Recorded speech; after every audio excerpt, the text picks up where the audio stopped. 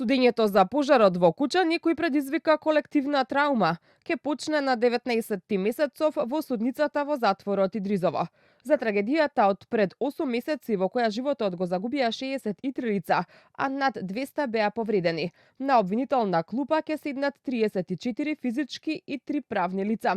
Предметот ќе го суди судиката Дијана Груевска-Илиевска, а како втор член на судичкиот совет, кој ќе постапува во предметот, е определен судијата Ахмет Идризи. Освен рочиштето на 19 ноември, кривичен определи уште 6 термини за судењето. Заради ефикасно и економично постапување, определени се повеќе термини за главна расправа, односно на 25 ноември, 26 ноември, 2 декември, 4 декември, 10 декември и 11 декември. А по отпочнување на расправата ќе се усогласат и дополнителни термини.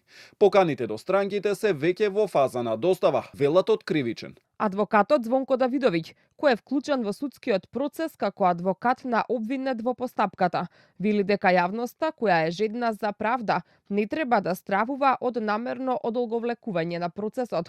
Сепак, смета дека станува збор за процес кој ќе потрае. Некој намерно да ескивира во предметот и да предизвикува одлагање, нема да се случува. Но дали ќе трае предметот, ќе трае. Затоа што има точна постапка предвидена во законот како и на кој начин, по кој редослед се изведуваат доказите.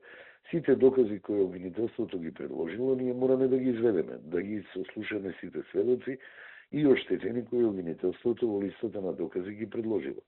Понатаму иде одбраната со своите докази. Мислам дека револтот единствено ќе биде намален ако се утврди вистината и точната одговорност на луѓето кои довеле до ова. На неколку дена од почетокот на судењето за пожарот во дискотеката Пулс во Кучани, од Здруженијето 16 март најавија голем протест што ќе се одржи оваа сабота во Скопје. Маршираме од плоштад Македонија преку собранието кон основниот кривичен суд. Болката е наша, но борбата мора да биде заедничка, стои во објавата на социјалните мрежи, а дел од родителите ја бараат поддршката од граѓаните и преку видеопорака. Болката е наша, но борбата е за сите нас. Ни треба ваша поддршка, луѓе. Во овој случај не се опфатени полициските службеници и функционери за кои истрагата и по 9 месеци се уште трае.